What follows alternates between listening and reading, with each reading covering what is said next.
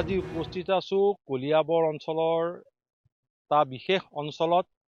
কলিয়াবৰৰ চিকনি বৰহোলা গাঁও পঞ্চায়ত এলেকাৰ বামুণী পিপলতলৰ পৰা গঞ্জু বস্তি হৈ জাওকটা সংযোগী এই পথটোৰ ওপৰত থকা এই বাঁহৰ দলংখনৰে আজিৰ যুগতো প্ৰায় 1500টা পৰিয়ালে ছাত্ৰ ছাত্ৰীয়ে এই দলংখনৰে যাতায়াত কৰিবলগীয়া হৈছে, কিয়নো বিগত বাৰিষা কালত এই গ্ৰাম্য সংযোগী পথটোৰ যিটো কালভাৰ্ট আছিলে সেই কালভাৰ্টটো পানীয়ে উটুৱাই নিলে যদিও বিগত এটা বছৰ অতিক্ৰম কৰিলে যদিও এই পথটোৰ ওপৰত থকা কালভাৰ্টটো পুনৰ নিৰ্মাণ বা অথবা এখন দলং নিৰ্মাণৰ কাৰণে সংশ্লিষ্ট কৰ্তৃপক্ষৰ কিন্তু আজিলৈকে আহৰি নহল।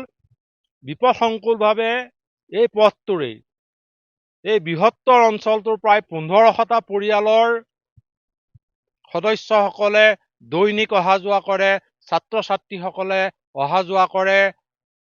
এই অঞ্চলটোৰ লোকসকল বেমাৰ আজাৰত পৰিলে প্ৰায় 5 কিলোমিটাৰ দূৰত্বৰে চিকিৎসালয়লৈ নিবলগীয়া পৰিস্থিতিৰ উদ্ভৱ হয়। কিন্তু আজিকোপতি এই অঞ্চলটোৰ এই গ্ৰাম্য পথটোৰ ওপৰত থকা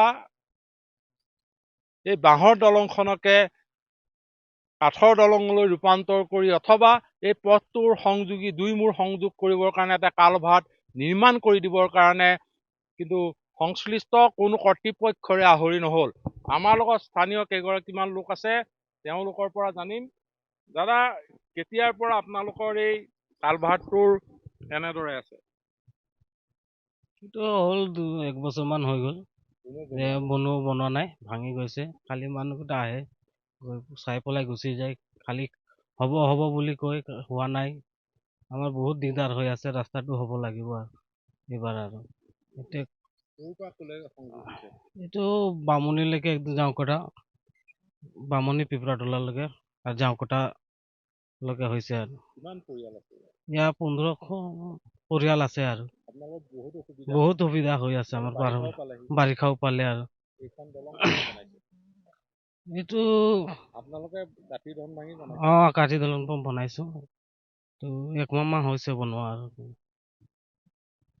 কোনো ব্যৱস্থা নাই কৰা, গতিকে আমাৰ যাবলৈ অলপ আমাৰতো কিবা এটা কৰিবই লাগিব। সেইকাৰণে বাঁহ কাটি আমি নিজে প্ৰয়োজন কৰি বনাই লৈছোঁ যে আমাৰ এইটো দি দিয়ক জখলাবন্ধা।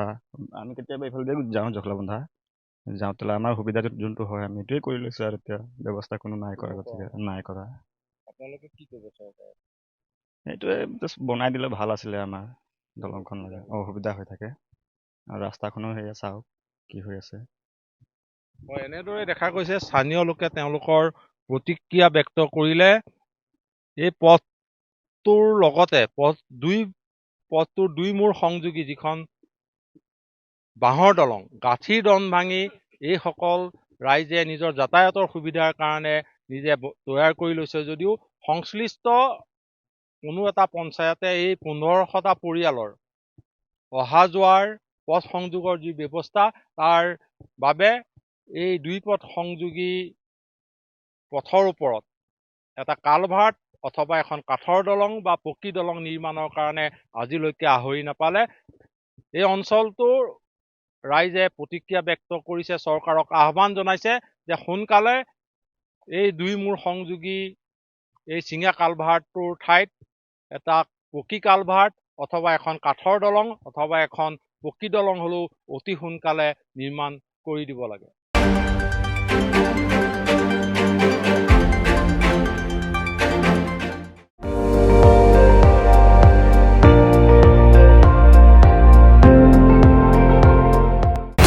আপুনি চাই আছে ND24, সৰ্বশ্ৰেষ্ঠ নহয় সৰ্বোত্তমৰ দৌৰা।